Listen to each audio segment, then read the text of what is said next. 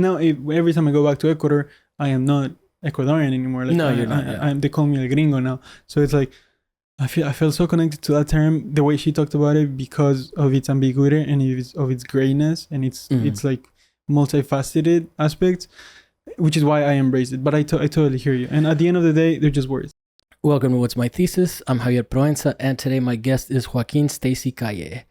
My first Ecuadorian, I think, on the show. And I was very excited when I found out you were from there because I had some good friends growing up. Or, I mean, can you still hear me? Yeah. Okay. I can hear you.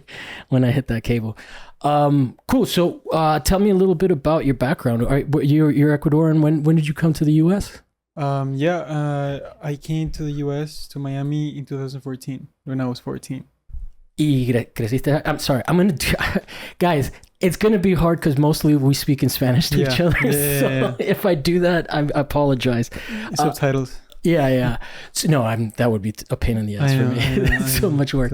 So Miami, how long were you there? 8 years. 8 years? So when did you move out of Miami? 8 years. So that would be like in 2022. 2022. Yeah, I came to LA 2022 to get my MFA at Otis. Okay. So I've been here for 3 years now. For 3 years. So you're a Miamero? Yeah, I don't know what I am. Miamero, Ecuadorian. I was in Ecuador for 14 years, Miami for 8 years, and LA 3 years now. So how was it? Because you basically been there. I've been gone for more than 8 years. So how's Miami? How's Miami changed? Because it doesn't feel like it's as Cuban anymore, but it is very Latino still. It's very Latino. They call it the capital of Latin America. And I think it's still very Cuban. In my high school, it was all of us were Latino, Latinas, Latinx people, even though most of them born in Miami. Mm-hmm. So that, in Miami, when you ask anybody where they're from, they're not gonna say Miami necessarily. They're gonna say like, I'm Colombian, even though they're born in Miami. I'm Colombian, or I'm Venezuelan, but born in Miami. So yeah, it's very, very Latino. It's actually harder to not know English than to not know Spanish. Yeah. Like that's what people don't understand about LA. It's like there's not that much Spanish. That's why when I see you, when people like you, that we can just speak in Spanish the whole time, I'm like, fuck it. Yeah, I'm getting my reps in. Exactly. So did you like it there? Did you get bored there? It's a small town. You do kind of run out of stuff to do. I can understand coming to LA. Yeah, I mean, I love Miami. But I also, when it comes especially to the art world, I felt that it was a bit too small. Everybody knows everybody. Everybody knows everybody. At some point, I would go to any opening and run into the same 10 people. But there's a good side of that too. You're building something with not too many people. Yeah. But I think that for me, it was good to move out. That was also what the social scene was like. Everybody would go to Purdy Lounge. I don't know if they're still around, but I don't think they are they? I don't know. I've never been there. Lounge, yeah. But like they were like, and there was also in the what was that place called? Pop Life, and all these different like nightly, like weekly events that would happen every week, and you would just go over there. It was kind of like gallery hopping is out here, where you see a lot of the same people, but it's like it wasn't an art scene, it was like a social scene. Oh, interesting. Yeah. So and then it was like, they would play like Skin of My Yellow Country Teeth, LCD sound systems. So it was like, it's not what people think of Miami, but it is what people think of Miami, like socially. Like there's not like the music wasn't like, although I love house music still, but it wasn't like, we weren't like the clubbing in like Armani shirts. We were like the hipster kids. What year did you move out? 2008. So it's been a fucking long time, man. It's almost been 20 years. Yeah, I wasn't even there. Yeah, for sure. Mm-hmm. Is it still as druggy as it used to be? You know what? I'm sure it is, but I've actually I've been around more drugs here than. Oh, really? Yeah, like. That's because you're in grad school, I think. Yeah. Way more than in Miami. Really? That's a trip. Yeah. I've never seen cocaine out here. What? I've never seen it. No way. No. I never saw it in Miami. Oh, you never saw it in Miami? I think times are changing. Because my friend recently passed away, and he got caught in like the oxys. We used to do oxys together. Then he went from oxys to heroin, and then he went to, so like that scene was big, but it seems like the generation after us, like our siblings, weren't as into that shit. So all of my friends were degenerates, but all my sisters and all my other family friends were like, you know, they were just like normal kids. I think they learned their lesson from watching us be wild. Oh, wow. So tell me about your art origins, man. I always like to ask people about their first memories. Well, what kind of work do you make? Because I actually haven't seen too much of it. Yeah. Well, right now I'm mostly painting. Mm-hmm. But I've done a lot of installation and performance and a bit of sculpture, but mostly painting right now. But I don't know. I'm always seeing painting from like, no, I don't consider myself a painter necessarily. Yeah, I'm saying here. Okay. Even though I'm painting. Yeah. But right now I'm doing paintings, and I'm trying to do like really good paintings with a capital P. Like great masters inspired kind of figurative stuff, or are you doing? Yeah, kind of. I mean, I don't know. When we talk about my work, you'll see I'm always trying to somehow either leave the surface uncovered or unstretch them and treat them as drapery or as like backdrops more than paintings. But right now I'm like doing the whole thing and like painting on canvas and the underpainting and the layering, and I'm trying to really study oils for the first time, which I never have, which is crazy. Yeah. And this is because you already graduated, so this is in your own studio on your own time. Yeah. Did you do any of this while you were still graduating?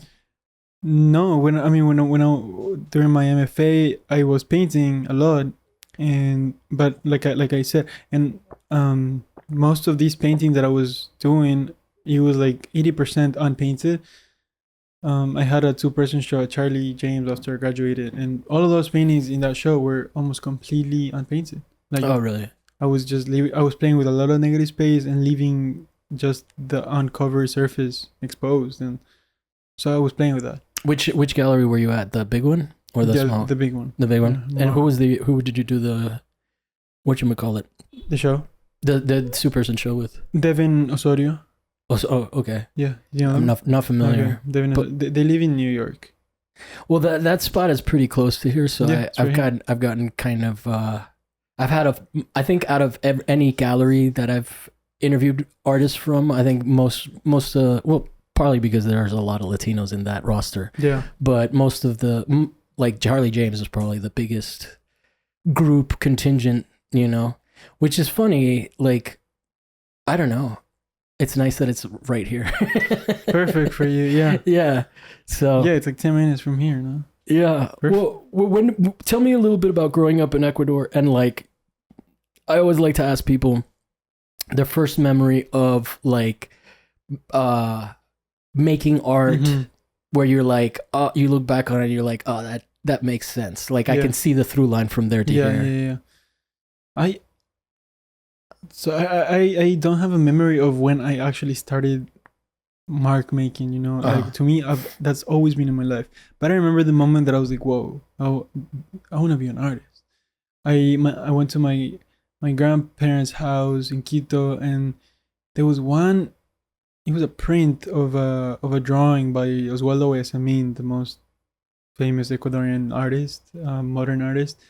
And I remember just like, as a kid, like staring at it and like being so confused and kind of scared, but also it was a drawing of a face, and just like being scared, but also having this feeling of, this is the most beautiful thing I've seen, but I'm also kind of scared and I don't understand it, but I do. And what, like, is this what artists are? I remember having that thought as a kid, and that has been imprinted on my mind, like that drawing of Guayasamín, and ever since, I've always wanted to be an artist or be an artist. Mm-hmm. Yeah, but I think that was my first memory. And what kind of art did you have access to in Quito? No, I would say when I was in Ecuador, I wasn't really making art. Besides, but I'm saying, like, what did you absorb? Oh, what did I absorb? Not too much either. You know, I think the art I absorbed was through my family. There's not much of a scene in Quito. There's like right now I think 1 or 2 galleries, couple museums, even though I think the first ever book of Ecuadorian contemporary artists came out in 2022, like the first ever. So that was in 2022, 2 years ago. That was my first time reading about contemporary Ecuadorian artists. So before that, when I was in Ecuador, I went to a couple museums. Everyone knows about Guayasamín because he was Guayasamín. He's like he's Guayasamín. Like if you're in Ecuador, you just see him.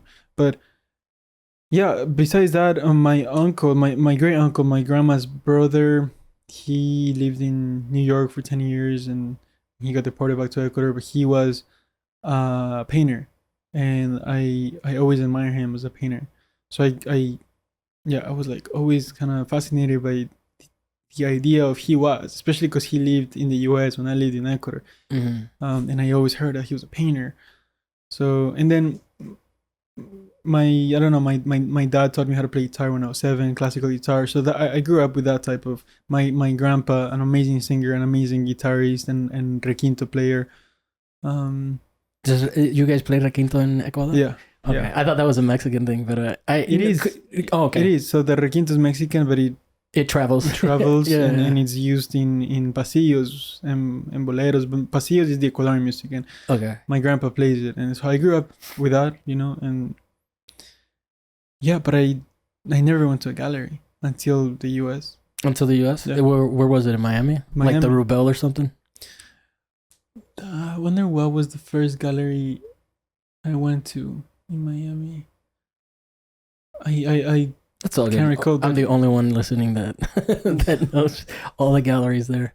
Yeah, but the first time I went to a gallery was in Miami. Yeah. Museums, I went to museums in Ecuador, but I don't know, my parents would take me to like the Science Museum, the Water Museum, maybe one art museum, but I don't remember going to art museums until I was in the US. Wow. Yeah. That's crazy. But you still had the concept of artist, even though you didn't have the stuff around you. That's interesting. Yeah. I remember just always wanting to draw, and of course, like I think through school I learned about a bit of art history.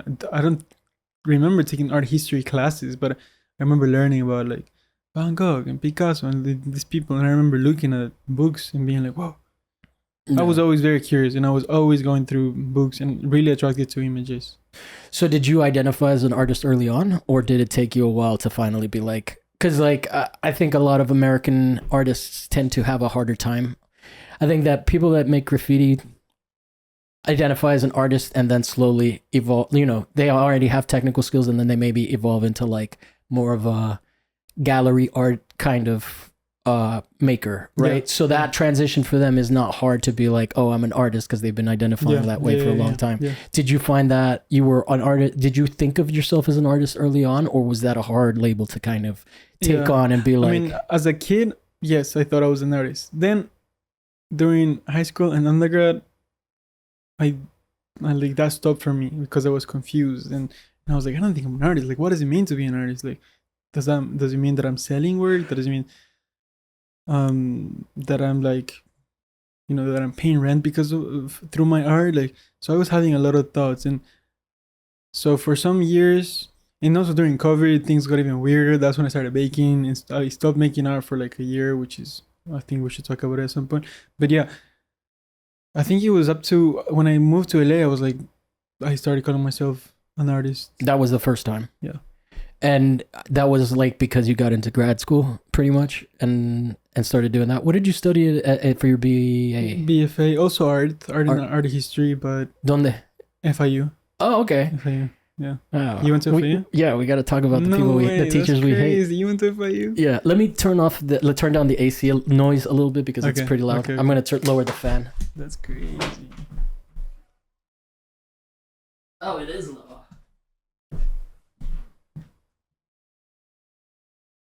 I don't know why I feel so loud today. So what? It feels so loud here. Let's put it a little closer. Closer? Yeah. Okay. I'll cut that out. It's my little marker. Yeah,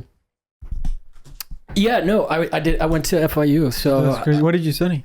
Photography and drawing were the main things. And then everybody that graduates from that program, they make you get a minor in art history. Yeah. So my art history minor was mostly focused on photography. I mean, obviously I did but I was really interested in that. It was really a very special, like the photography program there, at least William McGuire. I don't know if he's still there. Yeah.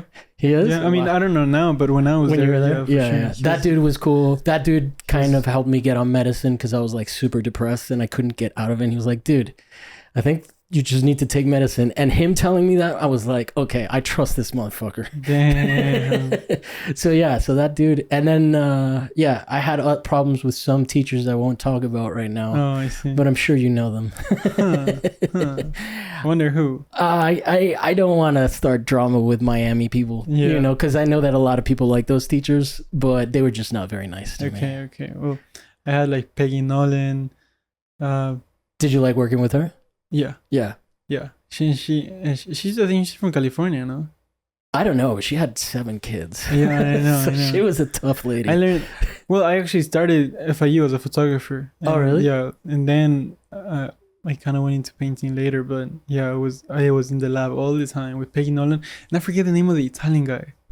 I don't remember him. Yeah, but he was such an amazing photographer. Like his photos made me cry. Oh wow! I remember Ed and Mirta, who were the couple that would do the books together. They were never there because they're just celebrities. Yeah. I met them. She did an installation once, but when I was there, they had retired. I think this is literally the first time I've had someone that went to my college. That's crazy. So crazy. Crazy. Yeah. Well, how did you like that program? It was okay. I mean, was Pip the department head? Yeah, no, the department head, but she was my painting professor. She was your painting professor? Yeah, Pip. I love Pip. Yeah. And I learned a lot from her. But no, Chang was David Chang. Was it already kind of moving into like away from the conceptual stuff and more into the art historical? Yes. Okay. Yeah. That's why I was kind of confused. Yeah. I didn't know. Like I learned how to paint, and I was like, so what do we do with painting now? I'm just a painter, not an artist, and that was like a big thing for me. But Pip was pretty conceptual. She didn't drill you. Pip, yes, but David Chang, no. David Chang, no. Yeah. And he's an amazing painter. Yeah. But, I was confused on what painting, like what the role of painting was today. Yeah. I learned about painting on this podcast, interviewing painters. If you listen to the early episodes, like I was confused about how to talk about painting, and then I realized like, oh, it's so much easier to talk about painting than conceptual work because it's just like you talk about what's in the painting. Yeah, for sure. That's crazy though. Well then you went to Otis. How did you enjoy that program? I've noticed that people that go to Otis seem to be pretty generally happy with their experience, as opposed to like maybe school like Cal Arts where people feel a little ambivalent. They're happy they went, but they're like, Yeah. I loved Otis. I had a great time. I met amazing people and amazing professors. Yeah, I can't say anything bad about Otis. I think just the only experience that I think a lot of grad students, or I mean just our students in general, feel is that once you leave the institution, there's no support.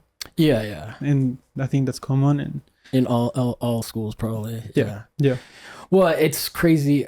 I just met somebody at the MFAs of LA show that Leslie Fram put on, and she went to Cal Arts, and I straight up was like, I give you permission to sell out. And she was like, thank you. Who? I forget her name. Oh. But she has like, she does machines and stuff that are like Sophia, I think. Sophia, yeah. She's probably part of your contingent because she's like your age contemporary. Yeah. I met her a couple of times. She's cool. She's cool. I like her work. She's great. No, I like her work, but when she told me that she went to Cal Arts, I was like, oh, I know what they did to you. Oh, damn. I know what they did to you. They made you feel bad about the idea of making money and shit like that. I don't know if that's true, but that's my presumption of Cal Arts. Interesting. Yeah. And I was like, yeah, just make drawings of these things too, So But I don't know. She seemed to take it well, not as a like, as a dig. But so then tell me a little bit, like, when you guys moved from Ecuador, was it because of like what was happening? Because 2022. That was 2014. 2014 is when you came here. Yeah. So that was still during Correa's. That was like when Julian Assange still had shelter at if you don't want to talk about this, it's perfectly fine. I'm happy to talk about just curious about like your cultural experience, because that place is so fucking beautiful. Ecuador, yeah. I've never been. I've seen pictures. I know that it's like you're at the top. It's kind of one of those places where you're so high up that like people have extra pints of blood and shit, and their lungs are bigger and stuff like that. It's like a very specific cultural thing, and I think it's crazy. I think my interest in talking about it, especially with what's kind of happening right now, is that it's like IMF kind of stuff coming in there. You know, like U.S. imperialism is kind of what's made it go. I think it was Moreno, and then 2017, his vice president took over. I forget his name. I forget too. Yeah, but then that dude was in the same party, and then like he ended up just being a neoliberal, and now neoliberals are like killing people in the streets, you know, which is crazy to me because over here they're the good guys. And that's a culture that has that. What I find interesting about these places, right? Like Correa aligned himself with Venezuela, Cuba, you know, like all of the villains in Miami. yeah. But I find it interesting that there's the Confederation of Indigenous of CONAI, yeah, and there's like a strong socialist movement like there is in all of these countries that Americans want to repress because we want to take their resources and shit like that. So it's to me, it's just an interesting, like, it's part of being Latino is like knowing that like Democrats are right wingers. Yeah. You know, the contradiction of being a Latino here is like, I'm always thinking about that. Yeah. But yeah, it's been tough this past, especially 10 years, seeing what's happening in Ecuador. But we didn't leave because of... No, you left in a good period. Yeah, you left before everything happened. You left when people were coming out of poverty, and like a complete reversal of what is happening now. Yeah. Yeah, no, my dad got a job offer, and then he took it. So we just he moved with all the family to Miami. But also, I'm sure it's exotic. Miami. I think Latin Americans hype the shit out of Miami. Oh yeah, for sure. For sure. It's the place everyone kind of wants to be. But yeah, it's been sad to see what's happening, and it's always like a weird feeling to know that I'm here, but I want to be there, but I also like know that I need to be here now to, I don't know, I'm always thinking about that, and I think about that through my work too. Mm-hmm. Tell me a little bit about that. Well, like last year, for the past year, all of my work comes from the Latinx context, where now I feel like I'm also not Latin American, Latinx, and you're not Latin American. What do you mean? Well, especially in the art terms, and I'm saying this term based on the book Latinx Contemporary Art by Darlene Avila, who kind of like popularized the term Latinx. And so that came from a Latina. I'm not a fan of the term, but I respect people's decision to identify however they want. We should talk about the term because I think it changes through generations, and that book came out in 2020 or 2021, and she's talking about it from the art world context, and that's when I was like, oh, interesting, I understand the term now. And well, what does the term mean? Maybe my understanding may be faulty, but my experience of the term is paternalistic, imperialist, sort of like we just kind of discovered that people are trans and non-binary here in America, and so now we're going to apply language schemes that don't actually, because like you can be Latino, you can also be gente Latina, which is the collective. So like the masculine and feminine doesn't even necessarily play that much into the language, you know. Although my sibling is non-binary, and my like in Spanish, I don't even know how to talk about it. You know? Yeah, it's much. It's harder. In Spanish is much harder. Yeah, right. So that term, see, it's that, but it's not only that. Like especially in the art world, it is about gender, but not only. When it comes to an art world category, Latinx artists are those that were either born in Latin America but were formed here, or that were born here but have Latin American parents. So like basically Miami, or a lot of people here, where like in the categories of art, we don't fit in the Latin American market because we are not Latin American. Like I even though I was born there, my art practice was not formed there. It was formed here. But that was what the term Latino has always served as. Well, so what's the difference between Latino and Latin American? Or is that Latinos are Latinos are people from Latin America and the Caribbean that live in the US. It's the same thing. It's just they changed it and added an X. Because like forever and ever, right? Like forever and ever in my lifetime until 2020, until I was 40. The term was just Latino. It was, and it's not necessarily a gendered term, because I could be like, they are Latino family, you know. And again, like I said, like you refer. It's a collective. Anyway, but to me, the term is just like, it's the same term, but they just put the X. But maybe. Yeah. Because like I've never been Latin American. You know, I'm Cuban even. So even if I was from Cuba, I would be Caribbean. I would have more in common with like Haiti and Puerto Rico and all of that. Which is still Latin America. It's still Latin America, but it's also in the Caribbean. It's not part of the Latin American continent. Does that make sense? Well, I mean, I guess technically it is part of the Latin American continent. You're right. But what I'm saying is that like, we're very different than Mexicans.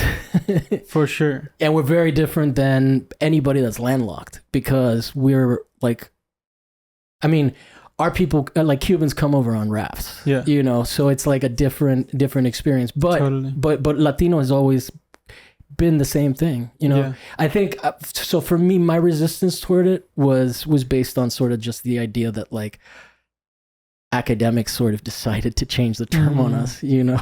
For sure. It's kind of like people still call themselves black, and now like you hear older people, like I hear boomers say African American. I'm like, you know. Yeah. I mean, the thing about these terms is that they are just there to keep dividing people, you know. And even though I do like that term, I like the term because of the ambiguity of it, not only in gender but also like with the X. I like the X at the end, and I'm coming from that book by Darlene Avila, and she is even like, as I read the book, she kept being like, and I don't want to create another category, like we should not be doing that, like this is just a word to create like new spaces, you know.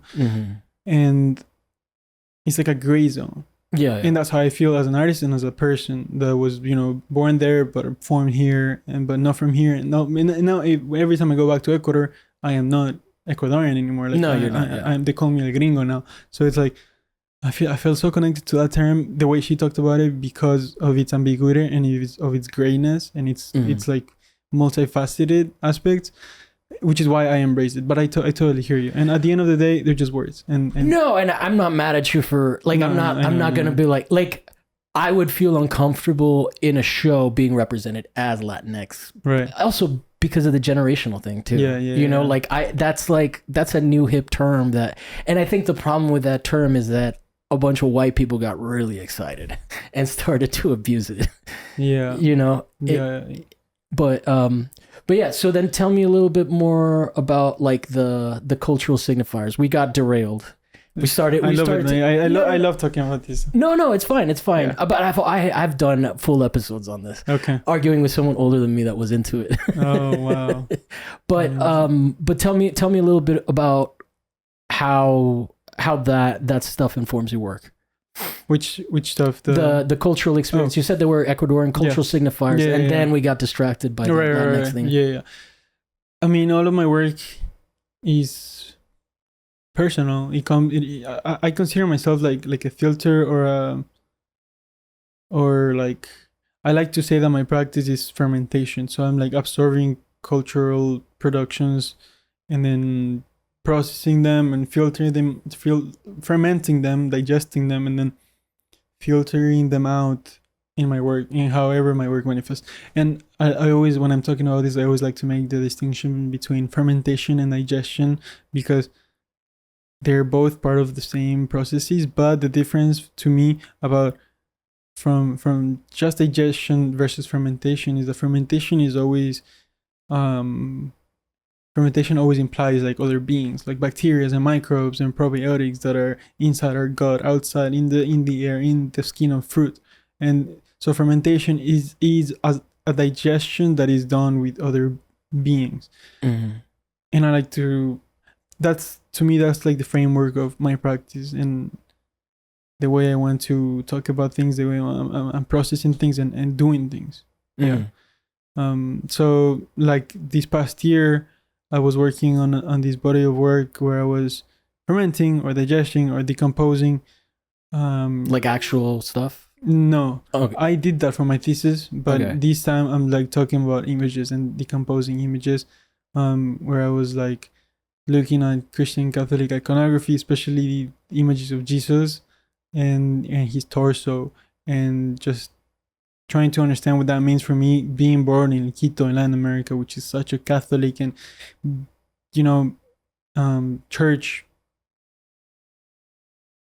There's so many churches in Quito. I think it's like the city in Latin America with more churches per square or something like that. It's crazy. Are they beautiful or is They're gorgeous, but also so scary. And like I grew up, my dad used to take me to them in El Centro, and I would see them, and I remember there's like a painting of hell, massive painting of hell, and I was like me being a little kid and looking at this massive thing. So that's also another, I absorb paintings in churches. That's where I saw most of the paintings. Same here, but I grew up in Rome, so so it's the same thing. Like we had a pretty similar background in terms of of that. Are you still Catholic? No. I don't practice it, but you still feel bad about yourself for no reason? Sometimes for sure. I've been unlearning things, but yeah, I don't know.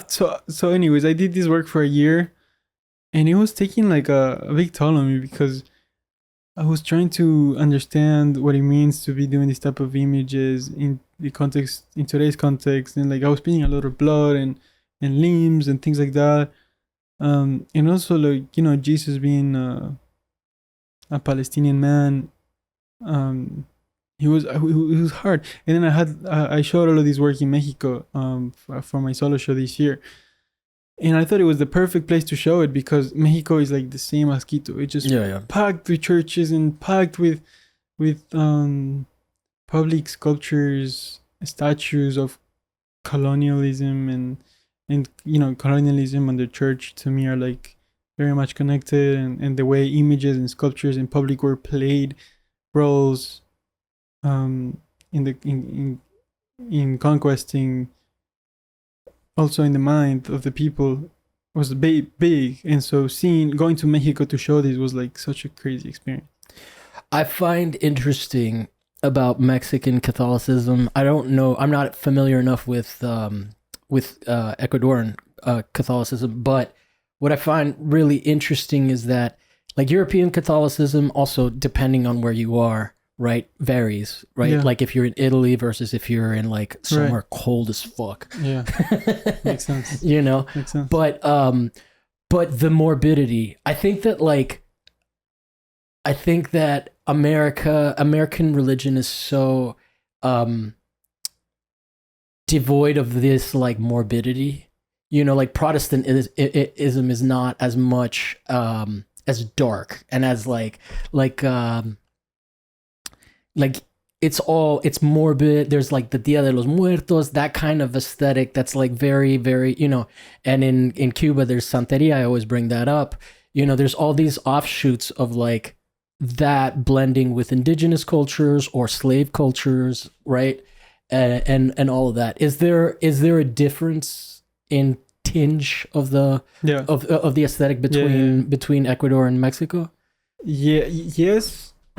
Between Ecuador and Mexico, yes. I mean, syncretism happened in Latin America. Syncretism? Syncretism, like when religions mix to end up, like for Santeria is a syncretism.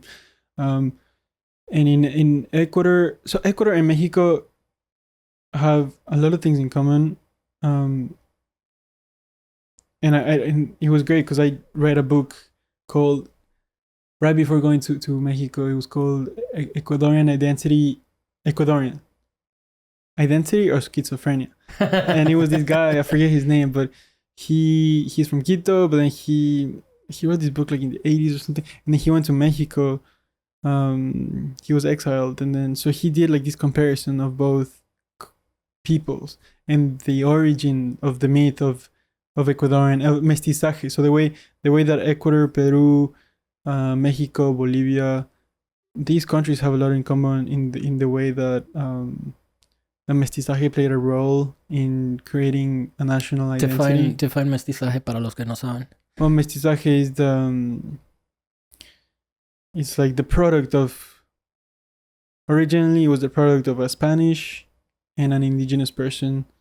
So the children, the offspring. The children. That was the first mestizo. And so a lot of countries in Latin America have used that to unify the country. But then it's such a problematic term because it ends up erasing the indigenous people that are still there in all of these countries. So there's so much to say about Mestizaje, but that's Mestizaje. And it happened, it didn't happen in the US so much because of the way the English and the Spanish played their role.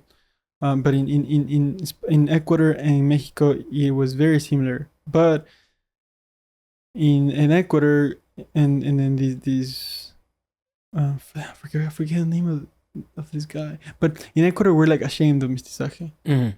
Versus Mexico, they're really proud. And if you go to Mexico City, you see the monuments about Mestizaje, and like their whole identity is about being proud of Mestizaje, and the way cause words and this book is beautiful because he describes everything. He describes the way he describes the two origin myths of Ecuador and Mexico, and how the way they're both kind of like the Spanish father, the indigenous mother, but in Mexico they embrace that, versus in Ecuador we kind of hid that, and we have this character called Chuya Quiteño. Chuya means single, and it's single because he only has a dad, but he ignores the mom because the mom is indigenous, and so that's our character. Oh wow. Yeah. So and then in Mexico is I forget the name of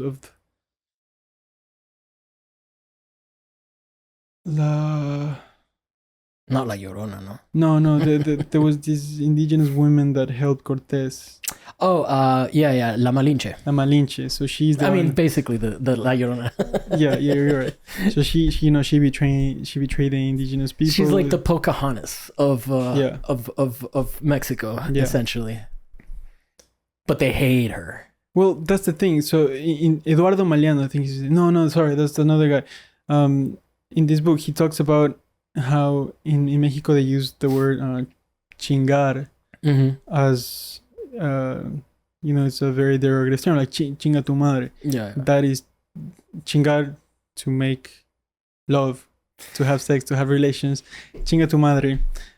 It's like a bad term. It's a pretty bad insult. But then they also use that word in another context when they're saying like so chingon. They say with proud. So in his analysis, he talks about how at the end, at first they are ashamed of the mother, so they use that word against the mother, but then they also end up using chingar as we are chingones, so they are kind of proud of it because of La Malinche, the Mexican people were born.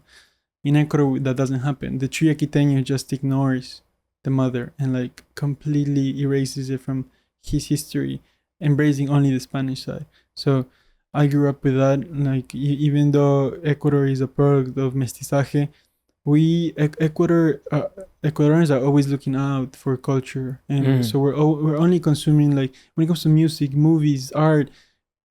I grew up not consuming any type of Ecuadorian culture. Like I only listen to reggaeton, Puerto Rican music, American movies.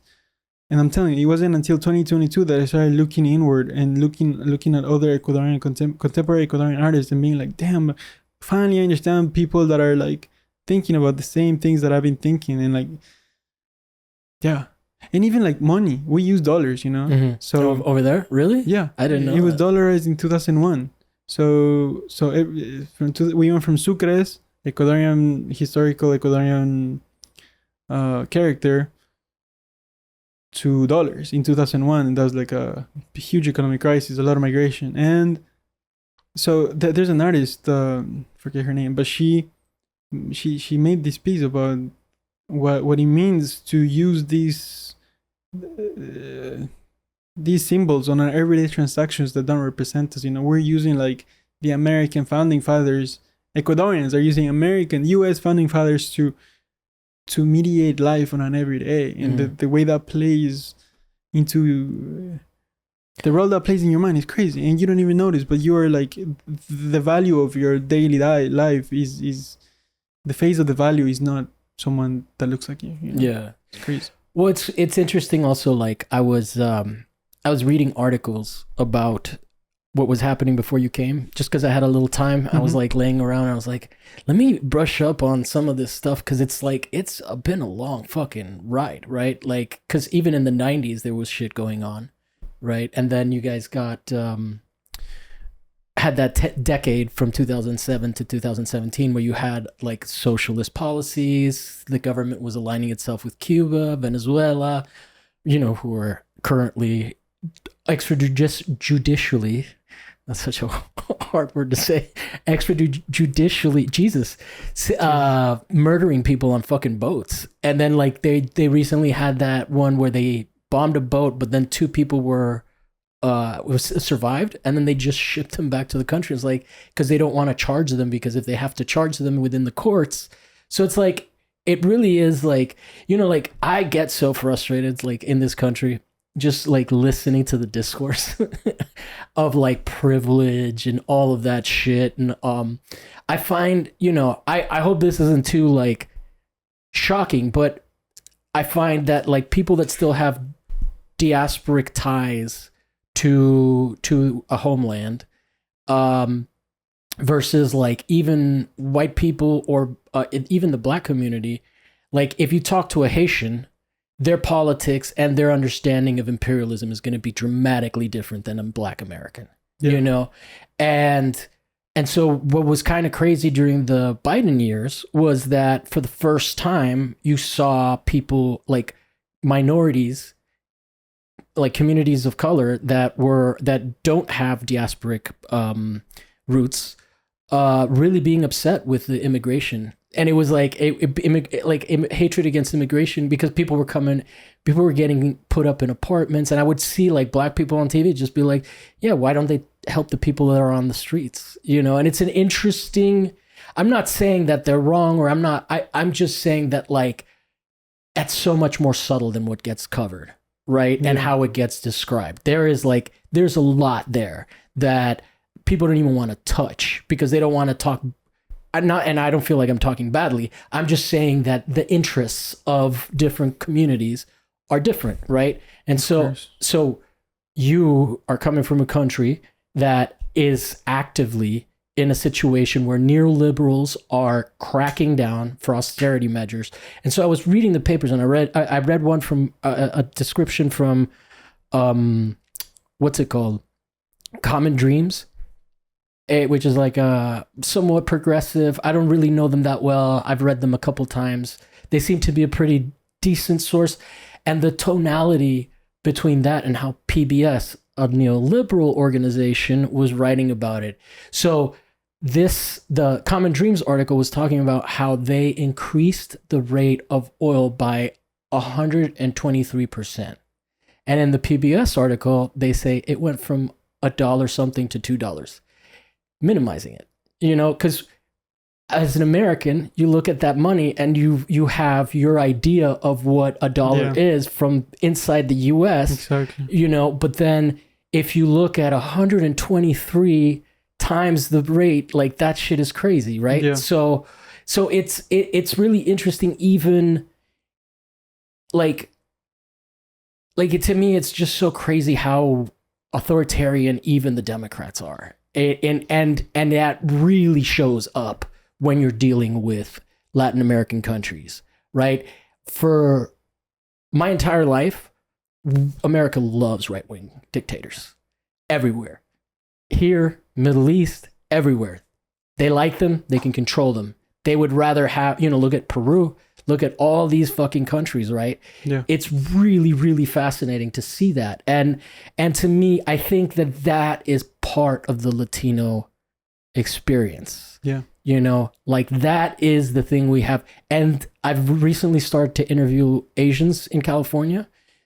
You're from Miami. There's not a lot of Asians in Miami. No, Asians, no Haitians. Asians, yeah. No, there's a lot of Haitians in Miami. Yeah, Actually, yeah. I'm gonna. You know Oliver, right?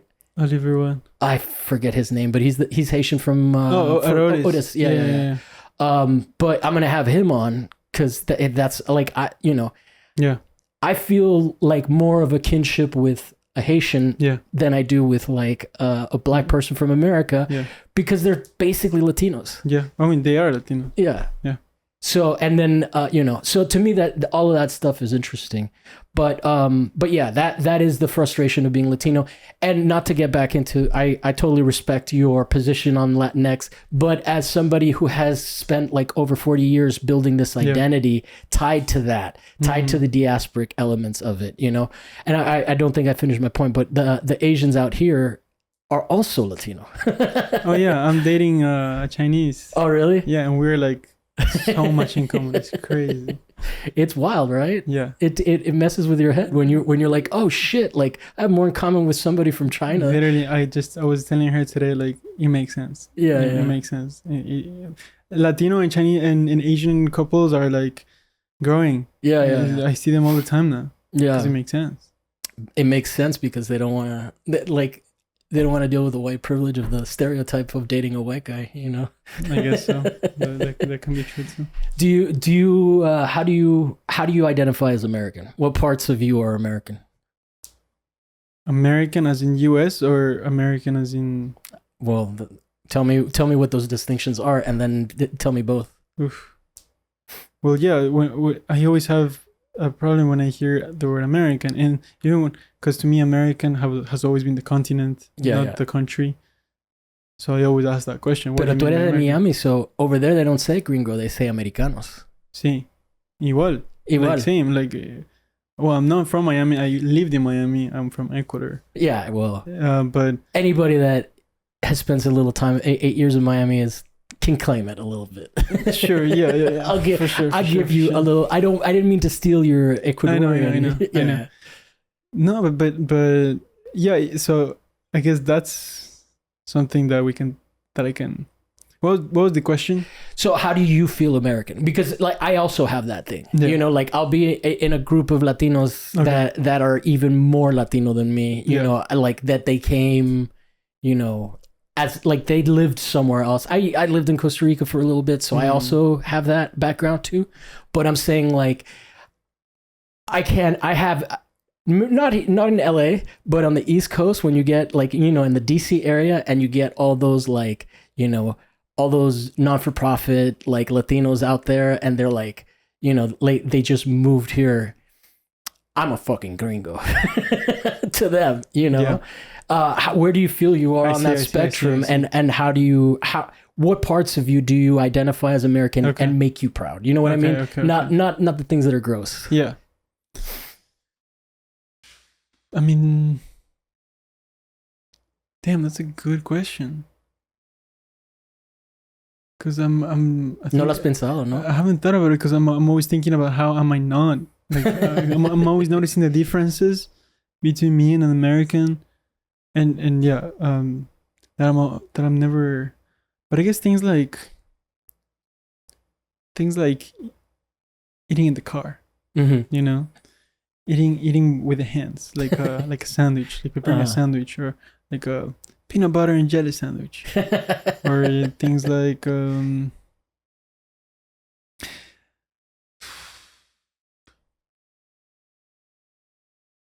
That's a tough one, right? it is such a tough one. Yeah, I think maybe we're more just Latino or Latinx in your case. Yeah, no, Latino. It's like you can't even fully go all the way in, you know, to the American side. I mean, maybe my English, you know, my English and the friends that I have here. Because the way of life that I'm living right now, like just to me, the idea of being an artist is also very American. Yeah, I can agree with that. But even then, like I'm not a full-time artist. I'm a baker. You know, that's what I do. That's what you do for work. Yeah, but even then, like the fact that I can be a baker and an artist and have like a pretty good life, to me is very American. Yeah. And just to be a baker and be part of that. I feel like in Ecuador that wouldn't happen. So because you did talk about how you wanted to talk a little bit about bread before we started recording. Yeah. So we can go into that now. Tell me a little bit about that. Is there like, is it a bad job to be a baker in Ecuador, or what I'm not understanding the distinction. I think just to work in the service industry in Ecuador is kind of seen as something not great. Mm-hmm. Maybe that happens everywhere. But in Ecuador, I don't know. Like none of my friends have ever worked in the service industry ever. What kind of jobs do they have? I mean, right now they've all graduated. You know, they went to school. They all work in. A lot of them got like business degrees, so they're in like sales, like in the commercial, and just the corporate. A lot of corporate people. A couple lawyers, couple doctors.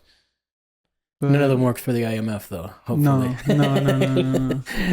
But my dad worked for the World Bank, which is like oof, and he worked for the UN. So that's an interesting. Yeah.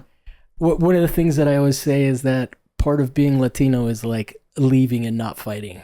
You know, leaving and not fighting, leaving your country, and coming for a better life, and not like you're not a socialist. Essentially, right? Like there is something that you are abandoning.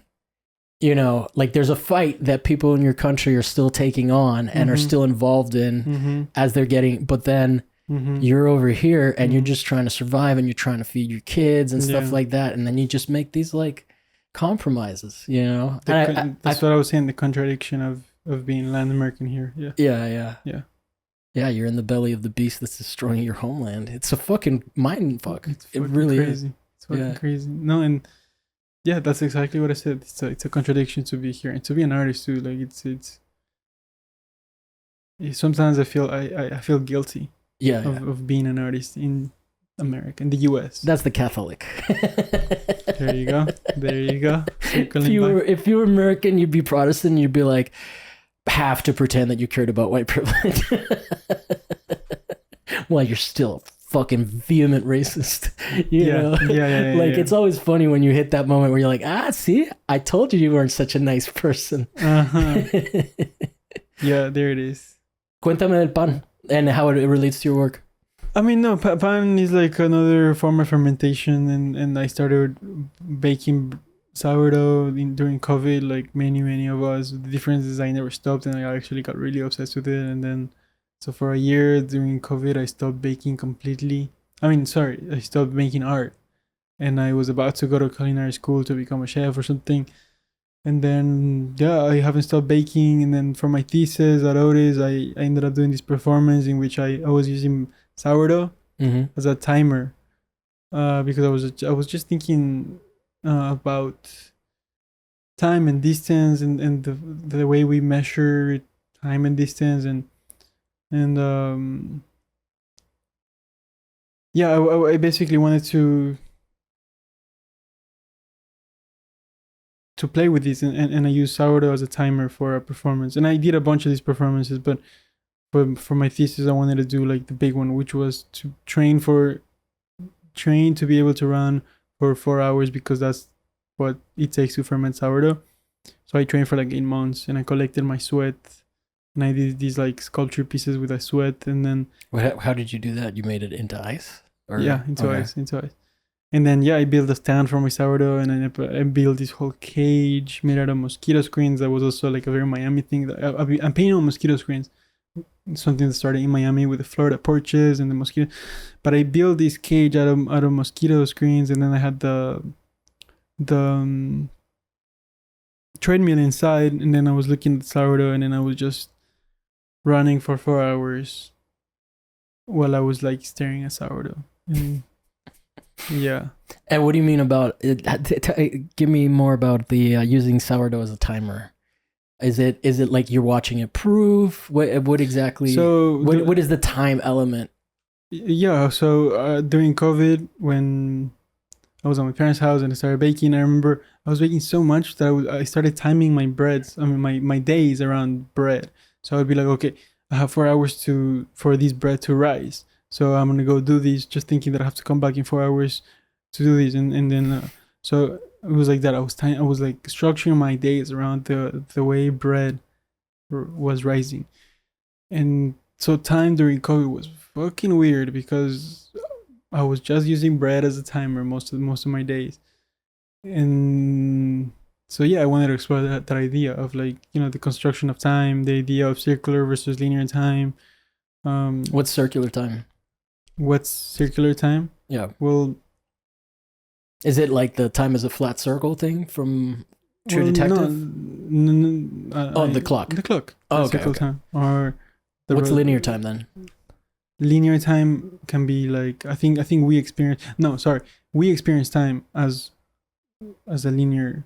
We're born, we die, and we usually say the way we talk about things, we move forward, the future, the past, versus circular time is the fact that we're just on Earth rotating around the sun and everything's like a circle. We're just not like time doesn't really exist. The clock is something that humans created to organize this phenomenon, So have you ever seen there's the metric time clocks that measure time in 10, like in tens, like like how it's the centimeter is 10, everything subdivides in 10, and the reason is because we have 10 fingers. That's where that kind of comes from.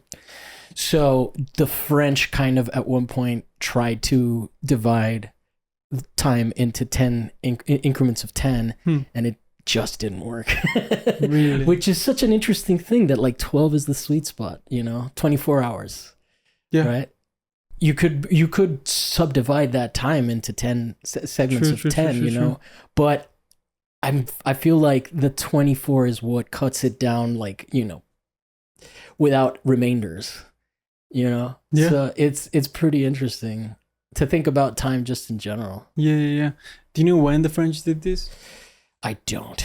I studied it as part of like a research project, or as a piece that I was working on back when I was doing much more conceptual stuff. So it's like been probably 10 years. But it was just one of those things that I learned that I thought was kind of interesting about time. Yeah. Because you just take it for granted. You've lived your whole life counting time. The other thing that's crazy is like China doesn't count time based on Christ. That's the other thing, exactly. And bread, Christ, their story are also so connected. Yeah. That's exactly that's everything. And the funny thing about my thesis show, it was that it fell on ¿cómo se dice? Dilo en español. Es que me olvidé en español también. On the extra day of the year. Leap year. Yeah, leap year. Leap year. It fell on leap day. Oh, wow. So it was the 29th? It was the 29th of, what is it? February. It was that day. And I was like, there's no, like, I'm doing this whole show and this whole thing about time, and then it falls on that day. So I remember, it was like such a weird coincidence. So my show was called This Year Now Has 367 Days, because I was playing with this idea of like, then I was thinking about time in another way. Like, we burn 2,000 calories a day. That's the average human caloric rate burn. But if I'm running for 4 hours, I'm gonna burn at least 2,000 calories more. So I was thinking like, just the idea of what it means to burn 4,000 calories in one day. That's kind of like 2 days in one. So I was like, I'm adding an extra day into my calendar, like a caloric calendar. But then this year literally has another day because it's leap year. So I'm saying that this year I created 2 extra days for myself. It was like a funny idea. Well, what I find interesting about that whole, like, I feel like I understand the impulse for people that are secular to not want to acknowledge that it's 2025 because of when we assume that a dude was born. Yeah. But I think that there's like and maybe it's well-intentioned, but I think that something strange happens when you erase that, you know, when you don't acknowledge that. When you're like, we're secular now, so fuck this, but you're still counting the same way. You know, it's like, it's almost like it gives that a little bit more power for the people that actually know. It just seems weird. It makes me uncomfortable. Do you see the discomfort that gives me? For sure. But it's like, people are secular. Yeah, there's so many more things that you can say that are still like a product of the religion that is still on our everyday life. Like, even like the idea of gender, it's so tied to the Bible, you know. So many things. But yeah, the year is like a crazy one because everything's structured around the year, like time. That's everything. Yeah, it's really weird. It's crazy. Yeah, it's crazy. On this guy that doesn't exist, and then we're just like, we're not going to acknowledge it. Well, but that's the solution. He did, like, that's what he did exist historically as a historical figure. I don't know that he did. I haven't done my research on that, but I'm willing to agree with you on that. You know, at least there's this comedian who kind of goes off the deep end on sort of like occult shit because he was raised Jehovah's Witness. His name is Kurt Metzger, but he talks a lot about just sort of this like all the magical things, you know, like one of the things he says is that like they don't need to create a simulation. Life is already a simulation, you know, because based on all of your beliefs and all the assumptions that you make. And so like, I find it counterintuitive if what you want to do is not acknowledge Christianity, calling this the common era, the period after he was died, you know, because it used to be before Christ and after Dominion, right? And so now it's before common era, and the AD is common era, right? So like the time that Christ was alive is the common era. It's just so weird. And then like we're counting backwards and then counting forwards, like goes into that linear time. Yeah, that linear time thing, right? Like it reverses our experience of time. Yeah, like, it's crazy. it's really like, it's one of these things that's so profound about our culture that we just kind of take for granted and don't internalize it without actually, like, it's like a game that's being played on you. You know, like it's still Jesus, but like whatever. And I'm not against the idea of separation of church and state, but that's not what that is. You know? Yeah, it's crazy. It's a rebrand. Yeah, it's a rebrand. But no, I mean, the guy must have done something pretty crazy for us to still structure our days around his date of birth, you know? Yeah. Well, what Kurt Metzger, that I forgot why I brought him up, but what he says is that he thinks that it was actually like Jesus was actually a real populist movement. That's because it spread so fast, right? And I like, you know, people would spread it with the symbol of the fish, you know, like they had to do it in hiding. Yeah. So for something that was in hiding, and again, censorship doesn't work; it just oppresses, right? And eventually, they ended up co-opting it. You know, and then that's when you get into like it becoming a system of control. But it's interesting to watch movies like whatchamacallit, like The Life of Brian. Have you ever seen that? No, The Life of Brian. Brian, no. It's a Monty Python movie. So basically, it's a guy who accidentally ends up being people believing in him as a messiah. Like he just stumbles on it like accidentally, and then now he's got a following and shit like that. But it's interesting because in that movie they kind of, the way that they represent it is that there's like a million people trying to preach like Jesus, and it's just all that stuff. Like I'm not even so much necessarily interested in what parts of the Bible or religion are true, but like what people believe about it, because that I think sort of constructs our reality in a weird way. Yeah, absolutely. They also say that he was just a really good baker, and he knew about sourdough. That's how he multiplied the breads. Oh, really? Yeah, wow. Because do you know about sourdough? Have you? I know that there's a starter. Tell me about it. Yeah. So the starter is just like this. It's flour and yeast, flour and water. That's it. With natural yeast, and it grows. So every time you feed it, it doubles inside, and then you have to bake it, and then you either have to throw it or use it or give it away. It multiplies every time you use it. There is a multiplication of the breads. He had a sourdough starter, and he just started handling to people, and then just multiplied and spread it all over. What about we're like at an hour and 5 minutes, but I got one last question. Sounds good. What about your cultural heritage pre-colonialism, Catholic colonialism? Because one of the people that I knew that was Ecuadorian, who did you have? It's not the Incas, is it? It's the Incas. Okay. Well, they kind of also they were in Peru, but did you guys? So who were the ones that were? Did you guys have Aztecs as well? I'm sorry for being so fucking ignorant. No, dude. So who were the ones that like? Did the Incas have like human sacrifice and shit? I honestly. All right, we'll cut this whole section out. Well, no, but I still want to talk about it. Sure, cut it. But so the Incas were still they colonized all of all of South America, and they started in Peru. They went all the way down to Argentina, all the way up to the tip of Colombia, and still Ecuador was fully Inca at some point. But before that, there were many other indigenous peoples, like the Tolita, the Quito, which is why Quito is called Quito. The Valdivia people that are like ancient, like some of the oldest ceramics in South America were by them. And so yeah, there were many indigenous peoples that were there for a long time, but that are also here now, like the Otavalo people, I'm forgetting the rest, but there's so many that are still here right now. Yeah. And that's probably what the Conai is like, just a confederation of all the different indigenous groups that are there. Yeah, only of Ecuador. Yeah. And there's many. Yeah.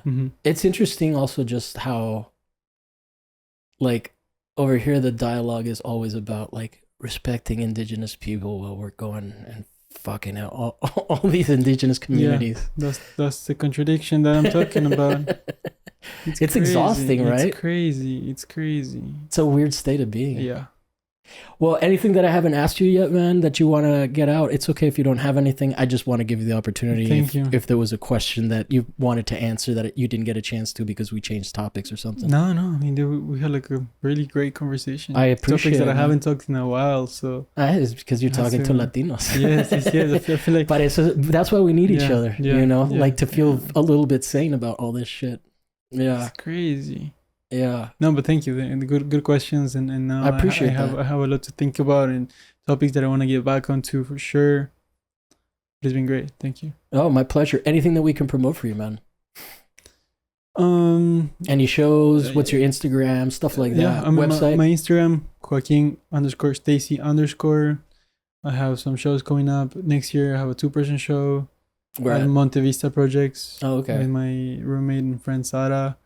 I have a group show I have a group show at a museum next year. It's about Latinx painters, which is which I was really excited to be a part of. I am really excited to be a part of because of the dialogue around it, and it's gonna travel throughout the U.S. Hopefully, it comes to California, but I can't say the museum yet. But I'll keep you guys posted. Cool, man. Thank you. No worries, man. It was great talking to you. And if you guys enjoyed our conversation, like and subscribe, please. It helps us a lot. And we want to make sure this platform gets big enough so that people come here and they blow up after they come here and people are aware of their work. And you can help us by liking, commenting, asking any questions that you have. I might not have the answer to them, but I can forward them to you if there's anything about Ecuador in particular. Yeah. And yeah, like and subscribe. You can donate. Oh, go ahead. One more thing. We're making Ecuadorian bread babies. Guaguas de pan at the bakery I work for. So what's the bakery? Roji Bakery on La Brea and like Olympic. So if you guys want to try some of that Ecuadorian bread, pass by. All right, man. And then you guys can help us out also by joining our Patreon, patreon.com/whatsmythesis. $5 a month gets you on the patron scroll and gets you early access to episodes, which really comes in clutch when the federal holidays come around and I don't release an episode and you get the episode 2 weeks in advance. So you please hop on that. It helps us out a lot. Big shout out to Tony Irons, M. Truskowski, Nick Lowe, Hiroshi Clark, Amir Zaki, Ryan. I hope I'm not forgetting anybody, but I'm going to try. Good memory. You're not reading anything? No, I'm not. I looked at the list before today and I was going to write it down so that I'd have it like here. Yeah. And I just didn't. I keep saying that I'm going to do it, but I always forget. But yeah, guys, we'll be back next week with another guest and another topic that may or may not be art related. Today we had a pretty interesting conversation. We got to talk about Miami, my alma mater, which I've never done on the fucking show. That's crazy. I'm about to hang up. Shut this off and tell you who I hated. Excited for that. Let's see. I don't know that you're gonna like it. Damn. And then we'll be back. Yeah, I said that already. So thank you, man. Thank you.